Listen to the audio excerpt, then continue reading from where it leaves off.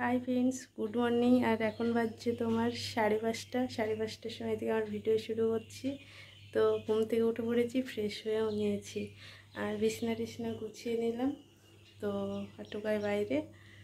তো চলো আমি চেঞ্জ করে রেডি হয়ে তোমাদের সামনে আসছি, ঠিক আছে? তারা টুকাই কী করছে দেখাই।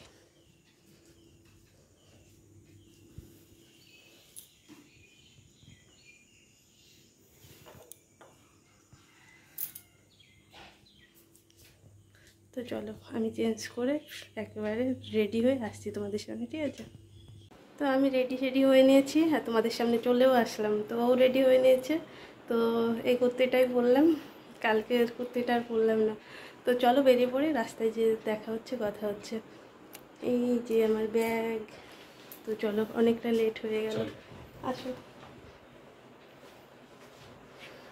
তো ভোলা বাবার নাম করে বেরিয়ে পড়ি।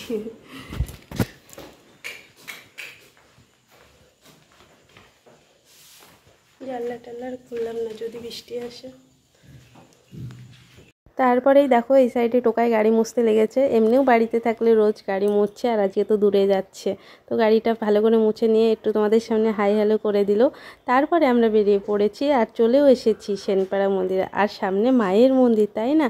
আর মায়ের মন্দিরে তো নামা হলো না, তাই সামনে দিয়ে যাচ্ছিলাম, ওখান দিয়ে প্রণাম করে দর্শন করে নিলাম। আর আমার সাথে সাথে তোমাদেরকেও মায়ের মন্দিরটা দর্শন করে দিলাম। আর সকালবেলায় সেই সুন্দর পরিবেশ, সেই হাওয়া দিচ্ছিল ঠান্ডা ঠান্ডা, দারুণ লাগছিল। আর সামনে দেখো কত সুন্দর লাল ফুল ফুটেছে, আমার তো সেই লাগছিল। আর একটু তোমাদের সামনে চলে আসলাম, হাই করে দিলাম। আর সকালবেলায় তোমার হচ্ছে মাঠের মধ্যে দিয়ে যাচ্ছি, রাস্তাটা সেই লাগছিল, দুই পাশে মাঠ আর মধ্যে রাস্তা। তো ভীষণ এনজয় করছি আর ফুল এনার্জি নিয়ে বেরিয়ে পড়েছি। ফার্স্ট টাইম যাচ্ছি, মানে বাইকে ফার্স্ট টাইম না, এর আগে একবার গেছি মামা শ্বশুরবাড়ি রানাঘাটে। তো হেলমেট নিয়েছি, জানো তো, টোকাই বারবার বলছে পড়তে। তো আমার কি যেন একটু অসুবিধা মনে হচ্ছিলো, তার জন্য ওড়না জড়িয়ে যাচ্ছিলাম। তো চলো তোমাদের সামনে আসি। এই যে আমার ম্যাডামটা পা ধরে গেছে বলে এখন বিশ্রাম নিচ্ছে।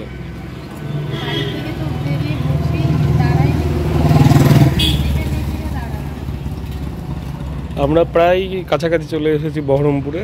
তো বহরমপুরের অনেকটাই আগে একটু দাঁড়িয়ে আছি। ম্যাডাম একটু নিয়ে বসলো, বললে একটু পাটা ভালো লাগছে না, ব্যথা ব্যথা করছে, একটু দাঁড়াই। তো এইখানে ম্যাডাম একটু জিরাতে বসেছে, তবে তোমরা ওনার ম্যাডামের সাথে কথা বলবো। তো একটু বসা হলো, 5 মিনিট মতন বসলাম। পাটা লেগে গেছে প্রচণ্ড, কারণ অনেকটা রাস্তায় চলে এসেছি, তোমার হচ্ছে কোথাও থামিনি। একইভাবে আমি থামতে গেলে লেট হয়ে যাবে, রোদ উঠে পড়বে, তার জন্য একইভাবে আসছিলাম। তো টোকাই এই যে দাঁড়িয়ে আছে, একটা রাস্তার ধারেই বসলাম, কারণ আমি ভাবছিলাম ছায়া ছায়া থাকবে, গাছের ওই দিয়ে বসবো। তো চলো মায়ের ওখানে যাই, পুজো হবে না, আমরা যাচ্ছি তারাপীঠ মন্দিরে। তো আমি তো কখনো যাইনি, ফার্স্ট টাইম যাচ্ছি। তো চলো আর বসবো না, বসতে গেলে অনেক লেট হয়ে যাবে। এই দোকানটার এখানে বসেছিলাম, দোকানটা বন্ধ।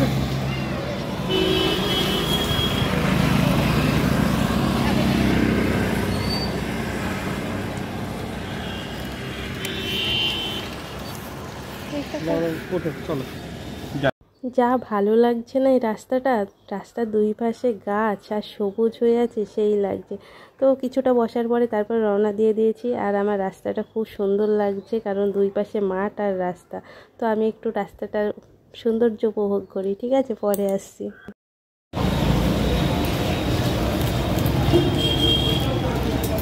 খাবে না কিছু? না, এটা জলে বিসলেরি না না। চলো পরে আবার একটু থামলাম, একেবারে বহরমপুরে এসেই থেমেছি, কারণ বাড়ি থেকে তো কিছু খেয়ে বেরোয়নি অত সকালে। তারপরে টোকাই বললো চলো চা খাই, তো ও তো চা খায় না। তো আমি চা আর কেক নিয়ে নিয়েছি, তো ও খেলো না, আমি একা একাই খাচ্ছি। এমন চা খাবার না, কেকটা তো খেতে পারতে, ও খেতে চেলো না। ব্যাস আমি একাই শুরু করে দিয়েছি খেতে। তারপরে একটা খাওয়ার পরে আবার বেরিয়ে যাব, মানে এবার দিয়ে দুবার নামা হলো। সেইভাবে কিন্তু আমি রাস্তায় নামছিই না। ওই দেখো দিতে গেলাম, দেখছো, নিচ্ছে না। চা খাওয়া কমপ্লিট হলো, তারপরে আবার বেরিয়ে পড়লাম। তো ব্রিজটা পার হচ্ছিলাম, গঙ্গা পার হচ্ছিলাম। তো সুন্দর লাগছে, জল দেখতে দেখতে যাচ্ছিলাম। আর নতুন জায়গায় যাচ্ছি তারাপীঠে। আমার তো খুব মানে মনের মধ্যেই লাগছে, মানে যত যাচ্ছি মনে হচ্ছে অচেনা জায়গায় চলে যাচ্ছি, প্রচণ্ড অচেনা। আমরা দুজনা ছাড়া আর কেউ চেনা কেউ নেই। তো এটা ভাবতে ভাবতে যাচ্ছি, আর ওকে মানে বারবার জিজ্ঞেস করছিলাম আর কত দূর আর কত দূর, মানে আমি তো চিনি না, ফার্স্ট টাইম যাচ্ছি। আর জলটা দেখো সেই লাগছে, এর আগে দুটো ব্রিজ পার হলাম, একটু জল ছিল না। নদীর সৌন্দর্যই তো জলে, তাই না? জল না থাকলে কি আর ভালো লাগে? তো যাচ্ছিলাম, আর একটু রোদও উঠে পড়েছে তখন, অনেকটাই পৌঁছে গেছি। আর আমি তো এই রাস্তার কিছুই চিনি না। এই যে দেখে নাও, ডালখোলা, মালদা, ফারাক্কা এইসব লেখা ছিল। তো পুরোটাই মানে ফাঁকা ফাঁকা রাস্তা, আর রাস্তাটাও খুব সুন্দর ছিল, যেতে কোনো অসুবিধা হয়নি আমাদের। তো রাস্তাটাও একটু রাস্তা ভালো আছে কেন বলছি বলো তো, যদি রাস্তা খারাপ হয় না, যেতে অনেকটা সময় লেগে যেত, কিন্তু সেই সব দিয়ে কোনো অসুবিধা হয়নি আমাদের। রাস্তা ভালোই ছিল, কারণ কোনো অসুবিধাই মনে হয়নি। তো আমরা এখানে তোমার কোথায় পৌঁছে গেছি জানো? টোকাই কি যেন বলছিল জায়গাটার নাম, ও মনে পড়েছে, ও বহরমপুর ফারাক্কার ওই টোলটা পার হচ্ছিলাম। তো ও এটা আমাকে দেখাচ্ছিল, বলছিল দেখো মিতু, তাই বলছিল, তার জন্য একটু মনে পড়লো। তো যাই হোক, টোলটা পার করে চলে আসলাম। তো সব কিছুই নতুন, বুঝতেই পারছো, নতুন লাগছে আমার কাছে। তো তারপরে টোকাই চলে যাবে এখন বাইকে তেল করতে। আমরা তেল পাম্পে চলে এসেছি, তাই না? এই তেল পাম্পে তো আমরা কখনো কোনো দিন আসি, তাই না? এটাও তো ফার্স্ট টাইম, সব স্মৃতি ক্যামেরা বন্দি হয়ে থাকছে, তাই না? তো তেল পড়ছে, আমি বসে আছি, কি আর করবো, তাই না? বসে বসে একটু নিজেকেও দেখে নিলাম, চুলটুলগুলো ঠিক আছে নাকি। তো চলো পরে আসছে আবার। তো দেখতে দেখতে আমরা এখন হচ্ছে সে শব্দ হলো, টায়ার বাস্ট করলো, কোনো গাড়ি টায়ার বাস্ট করেছে গরম। অচেনা জায়গায় এসেছি, তার উপরে তো আমরা এখন চলে এসেছি মোড় গ্রামে। তো ওই মোড় গ্রামে মোড় থেকে আমরা এবার আস্তে আস্তে যাব তারাপীঠ মায়ের কাছে। চলো যাই, চলো যাবার গিয়ে কথা হচ্ছে তোমাদের সাথে। খুব ভয় পেয়ে গেছিলাম, আমি ভাবছি এখানে কেউ বোধহয় বোম ফাটালো। তো অচেনা জায়গায় ভয় তো লাগবে, তাই না? তো ভয় পেয়ে তারপরে দেখলাম না, বোম ফাটায়নি, এখানে টায়ার বাস্ট করেছে। তো যাই হোক, একটু দাঁড়িয়েছিলাম, তারপরে আবার বেরিয়ে পড়লাম। আর তোমার হচ্ছে মুর্শিদাবাদ থেকে এখন বীরভূমের দিকে যাওয়ার পালা। আর বীরভূমে যেই পৌঁছাও, আর সেই বৃষ্টি, মানে কি বলবো, বৃষ্টির জন্য একটু আবার লেট হয়ে গেল। তো চলো তোমরাও দেখে নাও বৃষ্টি।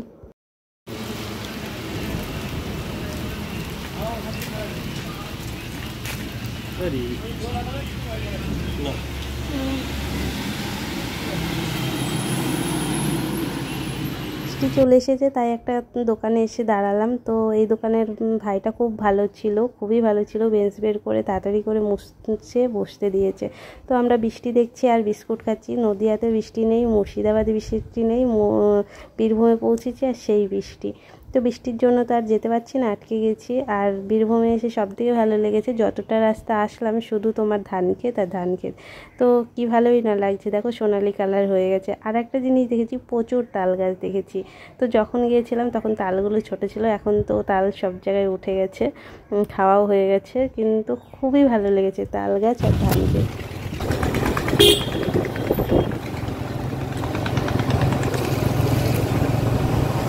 জয় মা।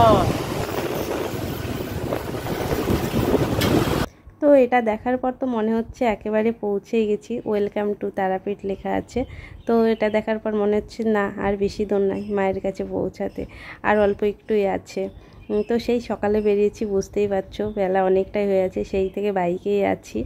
তো আর বীরভূমে এসে সবথেকে কি ভালো লেগেছে জানো, এই যে এইগুলো যা সুন্দর লাগছিল, মানে কি বলবো, মাটির ঘর, একতলা দুতলা সব রকম আছে, খুব সুন্দর লেগেছে আমার। আসার সময় অনেক দেখেছি, তো ভাবলাম একটু তোমাদের সামনে একটু শেয়ার করো। যারা গিয়েছো তারা তো দেখেইছো, জানোই। আর সবথেকে ভালো লাগছিলো এই যে খড়ের চালাগুলো, যা সুন্দর লেগেছে না, মানে কি বলবো। আর মাঝে মধ্যে চিন্তাও হচ্ছিলো বর্ষার সময় এরা কি করে। তো যাই হোক, তবে ভালো লেগেছে এটা বলতে পারি। তারপরে মাটির ওইসব বাড়ি দেখতে দেখতেই পৌঁছে গেলাম তারাপীঠের তারা মায়ের মন্দিরের গেটের কাছে। তো পৌঁছেই গেছি, বুঝতে পারছো। গেটের কাছে যখন চলে এসেছি, মায়ের মূর্তিটা দেখে খুব সুন্দর লাগলো, মাকে দর্শন করে এখান থেকেই। তো এখানে একটু দাঁড়াবো, পাটা লেগে গেছে। আর বেশি দূর নেই, একদম কাছাকাছি চলে এসেছি।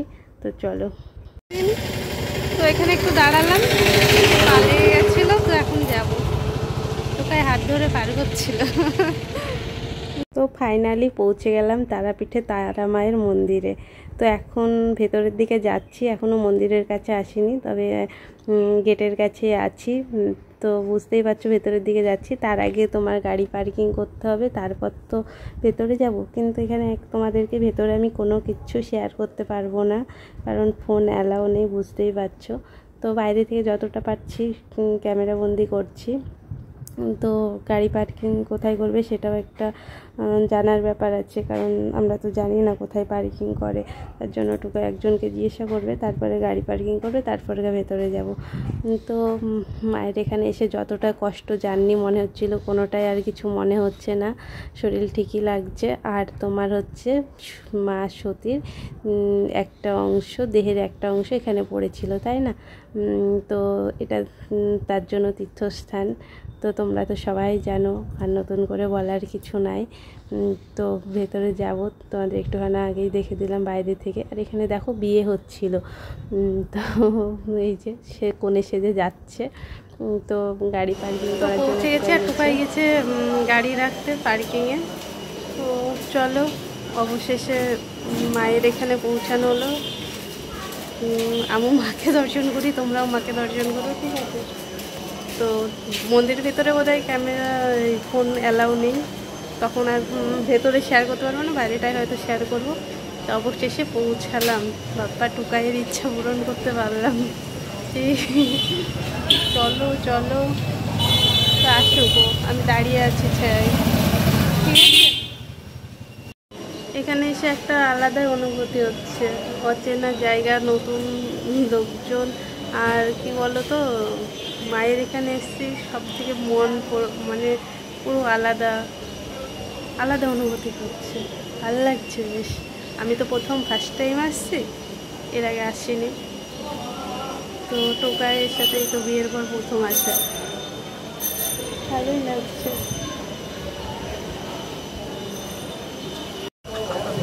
চলে এসেছে তোমার গাড়ি পার্কিং করে। হ্যাঁ চলো মন্দিরের দিকে আসো, তোমরাও আসো।